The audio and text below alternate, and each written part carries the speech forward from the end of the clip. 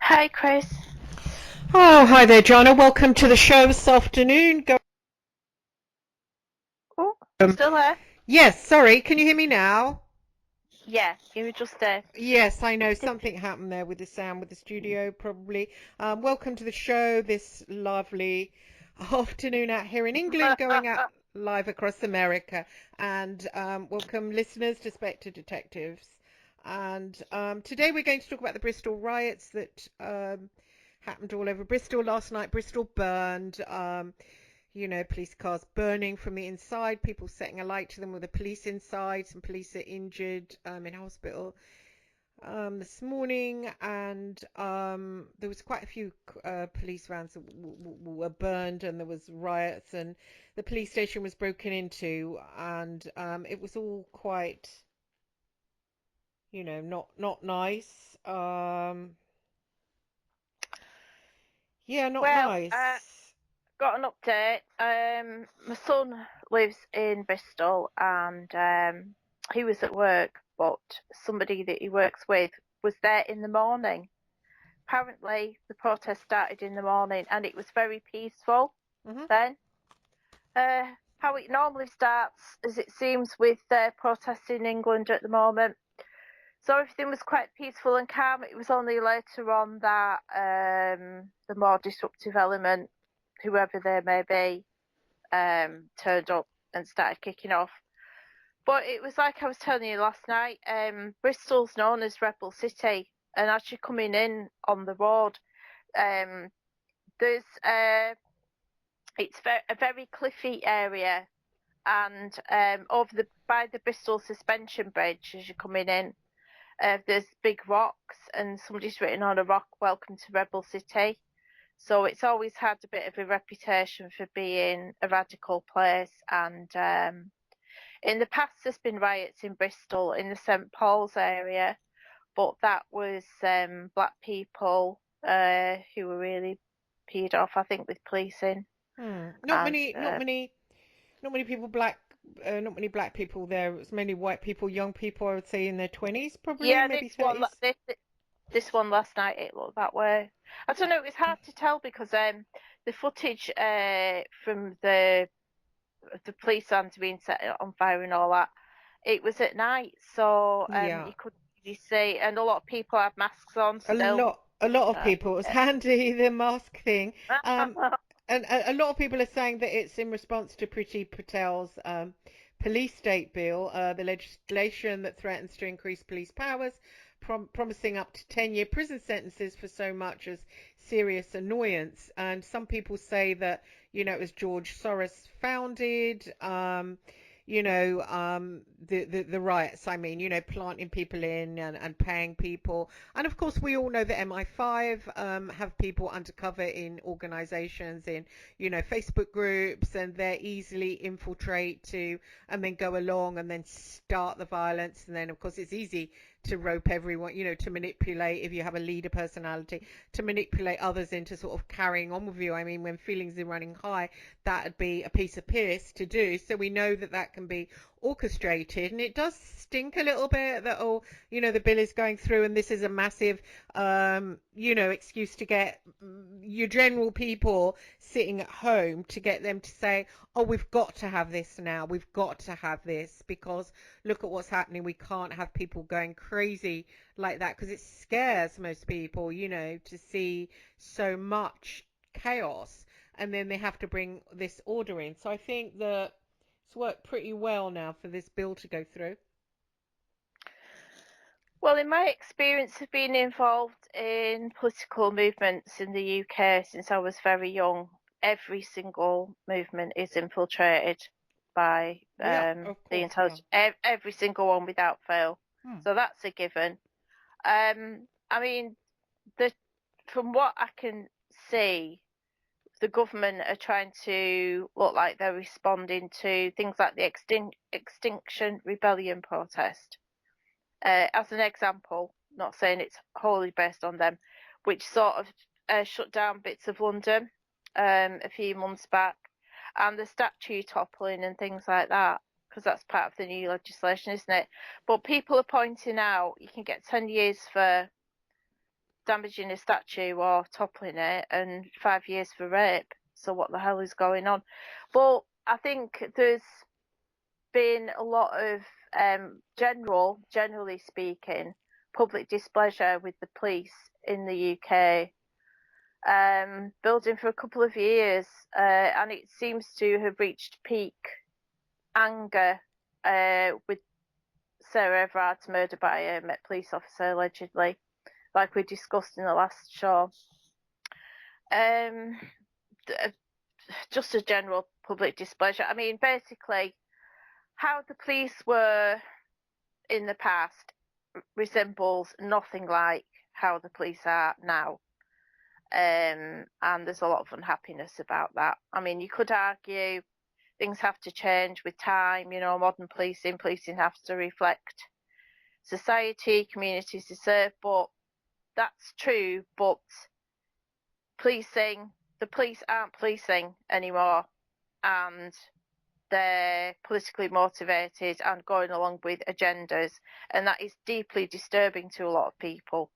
So what I'm trying to say is there's a lot of issues with the police. There's not just one.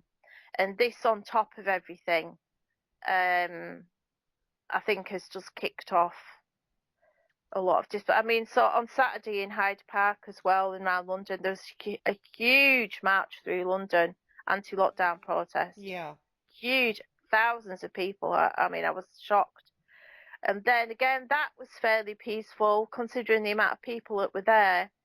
Ended up in Hyde Park, and yeah, there was a little bit of a fracas, but considering the amount of people there, when you compare that to the Sarah Everard vigil, it was really weird. I mean, again, like I messaged her, and from what I saw, they were arresting women.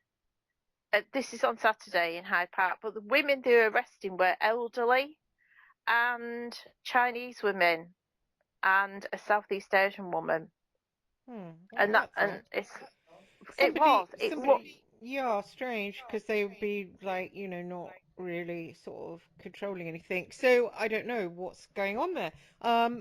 Somebody mentioned to me Operation Lockstep, so I've been reviewing that. It goes back to the Rockefellers, and quite interesting about gradually closing us down and becoming more and more a police state. I mean, we can see it's happening, and then using a pandemic to cause that, to get us, you know, get rid of some of us, cull some of us, and of course to get us all under control. It's interesting actually, because they were saying that you know, things that were disguised, the control by the elites that were that was in disguise, has now come out in the open. And it's interesting that someone made a comment on Facebook, oh, it's like my abusive parents are running things. And I was talking to somebody about that energy, and anyone that's been abused as a child, especially severe abuse that like I went through, you can kind of sense that, you know, your parents were hosting entities and channeling that demonic energy down onto you as a child. Certainly me as an adoptive child, you know, they really enjoyed that, you know. And it's like that same energy now is running things, and you can kind of feel it, and you kind of, if you know that energy, I know it very well, what it does, and what it does, the way it gets sort of it's insidious, and it gets the sort of control in an insidious way, and it does it slowly, because it enjoys the confusion it's causing. Like, we're good, we're just doing it for you because it's for your own good, we love you. And then it sort of, you know, turns the screw. Oh no, now you've got to have this. Oh no, now there's a worst strain of COVID coming out. Oh no, one of the vaccinations is bad. Oh, what will we do next? You know, and if you've had an abusive parent that does that sort of dance, that's a bit like Joseph Mengele, then you kind of can see it and recognize it. And it's interesting, they're saying that it's the age of Aquarius, where everything comes out into the open.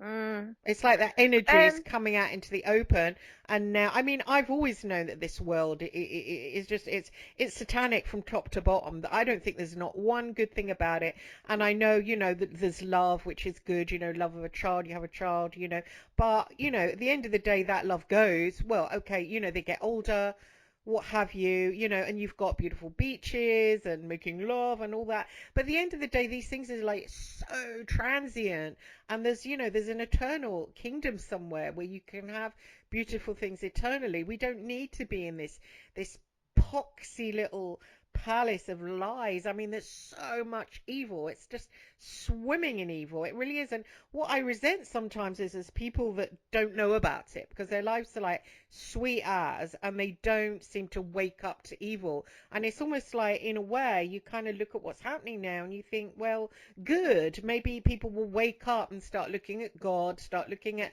what Satan is, Satan's humanity, clearly, and what is going on. And there's a battle going on. There's a spiritual battle going on. They don't care about that either. As long as they can go to a football match and a pub and a restaurant, everything's okay. And it kind of, maybe they can see this as a good thing in a way.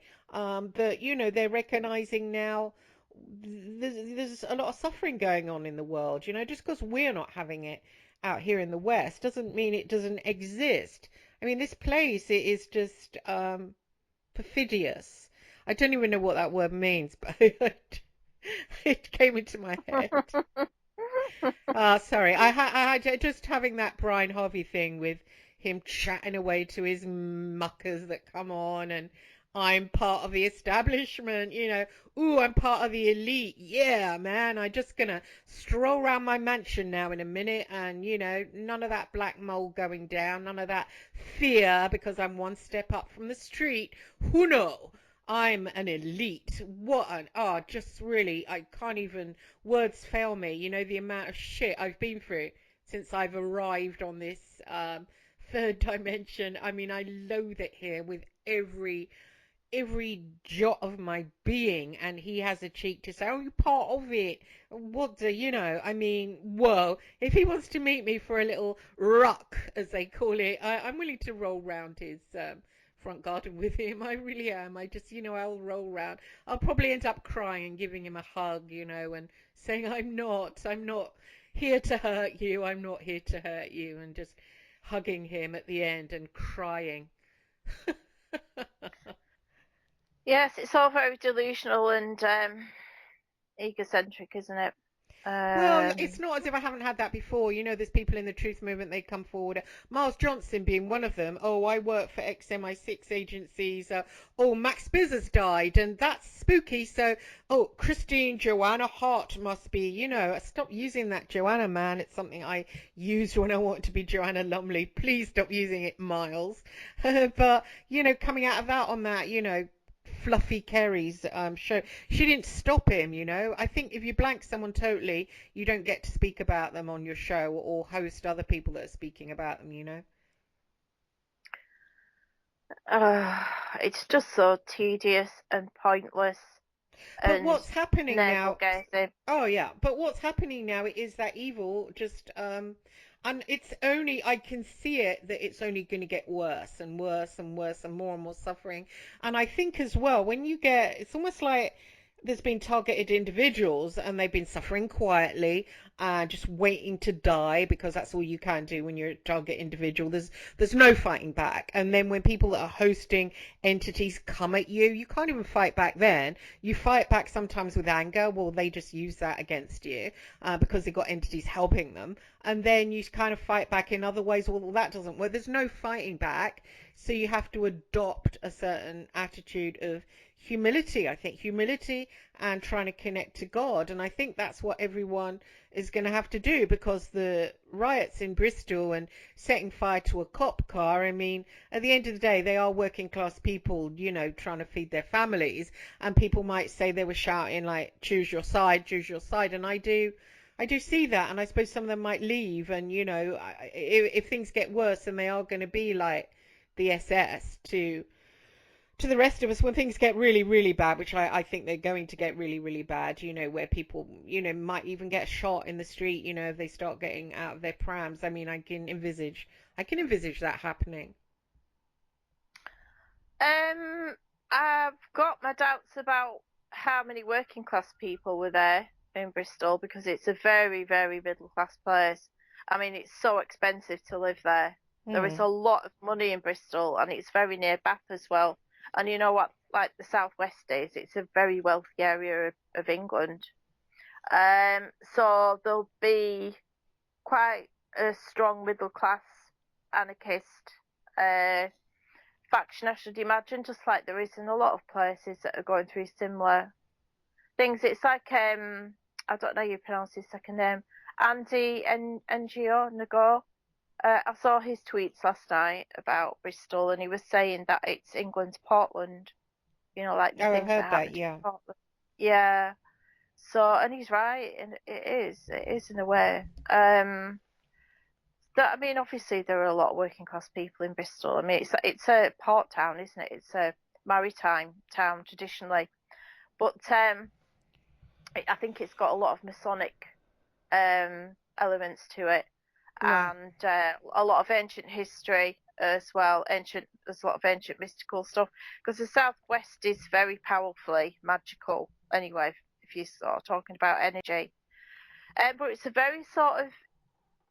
very revolutionary place in other ways because I mean the artist Banksy, he does loads of things around Bristol. There was when my son first moved there, there was loads of like Banksy things. You know what I'm on about? Yeah, yeah, The yeah, of street course. artist, Uh-huh. yeah. And I ironically, his graffiti art goes for what thousands now, if people can get their hands on it. I mean, it's how it goes, though, isn't it? With these things, so it's always been like it's always had that spark, revolutionary spark. Um, and yeah, I wonder if it's going to spread to other cities. Well, no, because the But yeah, police. I mean, when is the bill coming in? Do you know? I haven't really I read don't, that. I don't know. I haven't been following it that much really. Probably very soon. As I say, I think they'll start shooting people in the street eventually. Might take a year or so to get round to that. They've already done things like that. I mean, look at what happened in Bloody Sunday. It's gone on. Just you see, it hasn't happened to us. So it's all thing is with humans, they're all, oh, it happened over there. Nothing to do with us. Oh, it happened there. It happened to those people. Well, those people are scummy. Well, it won't happen to us because we're not them. Or their different nationality won't happen to us. And there's all these really ugly injustices have gone on throughout the world, and we as humans don't care as long as we can get home and watch Netflix, have something nice from M&S, and we don't really care about other people's suffering. Well, now it's come to a point where everyone's going to be a targeted individual. Everyone is going to feel what controls this place, and it's really quite horrific. I mean, it's really, I would say, non-human.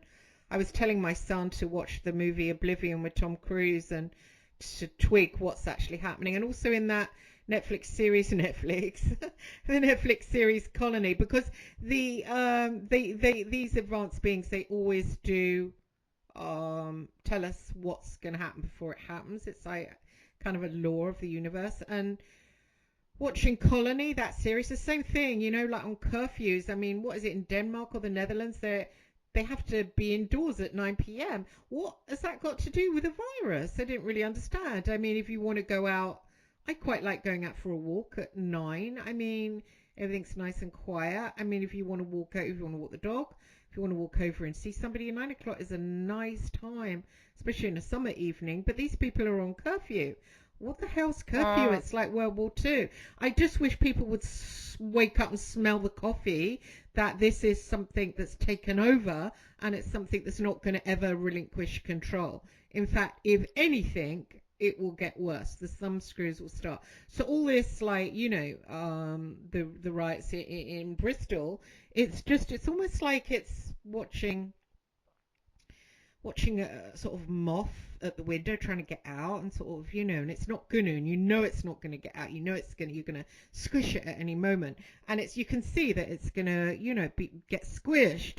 And I think it's just kind of superfluous. It's just only gonna get nastier. And of course they have control. At the moment we're practically surrounded, and if they want to get nasty, which they're going to get nasty, it will be the army on the streets, and it will just be a bullet for anybody that's speaking out of turn, and it will just get worse and worse and worse until we really are subjugated. And if anybody knows, if anybody's had parents that have been like this, they only stop when they know your spirit is broken. That's why a child that's been abused will split and their personality will split. They'll go into the compliant front alter personality, and then the one behind, which is totally different. And so they will keep going and keep going till humanity's spirit is broken, just like in these movies like 1984, and just like in the series like Colony. But of course, then you've got the resistance that fights back secretly. I mean, I think if we are going to get organized and have something proper like that, that does organize itself, and maybe draw on some kind of supernatural power in some kind of way, because these beings controlling us at the moment, they are supernatural, multidimensional, more advanced than we are. I mean, burning a cop car, they're just laughing at that. So we have to get organized properly and have a proper resistance, like on that movie Colony. But hang on, they did a lot of bombings and that kind of thing. But at the end, they got someone to go undercover inside and to sort of spy on them and what they were doing. So it's interesting times, really. I think.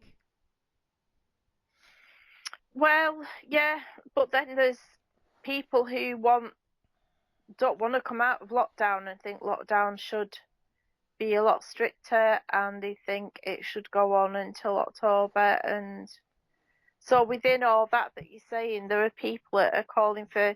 I mean, I'm talking about members of the public here. Yeah, I know. There Yeah, are yeah, people yeah, who yeah, want yeah. things to be stricter. So, but I think the London mayoral elections will be very telling about how things are going to go. Mm, mm. I know it's London, but it's kind of a bit representative of how people are generally feeling, in the sense that you've got Khan, who sort of represents everything that people who are patriotic and nationalistic and what's generally termed as populist hate.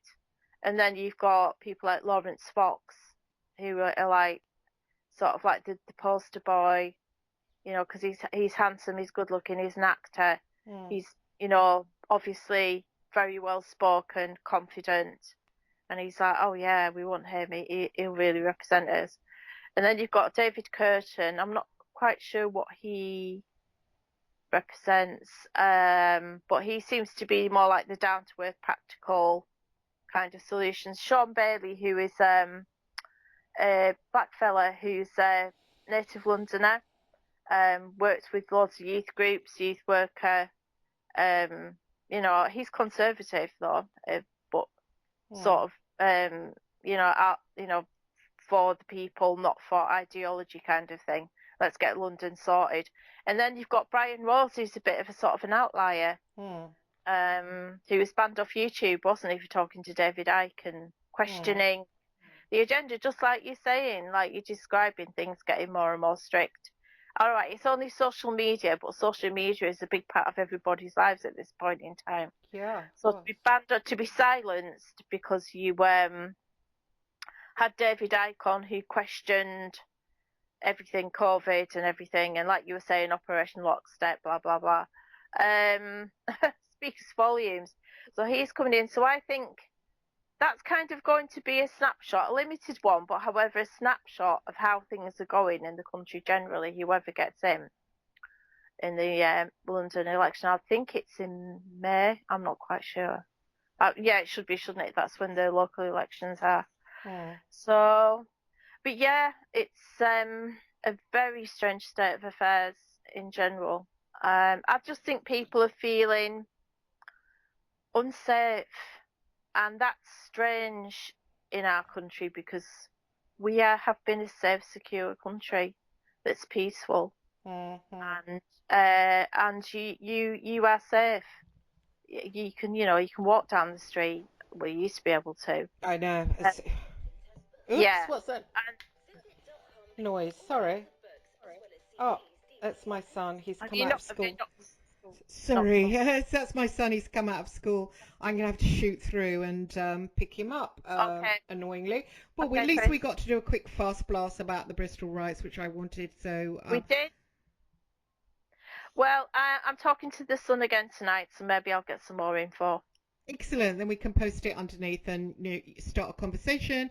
Welcoming people to make comments underneath, please. I'll leave comments open, so join in the chat and leave your thoughts about what's going on right now, and we'll leave it at that. And thank you, Joanna, for nipping on for this very quick fast blast. And have a good day, everyone. Pleasure.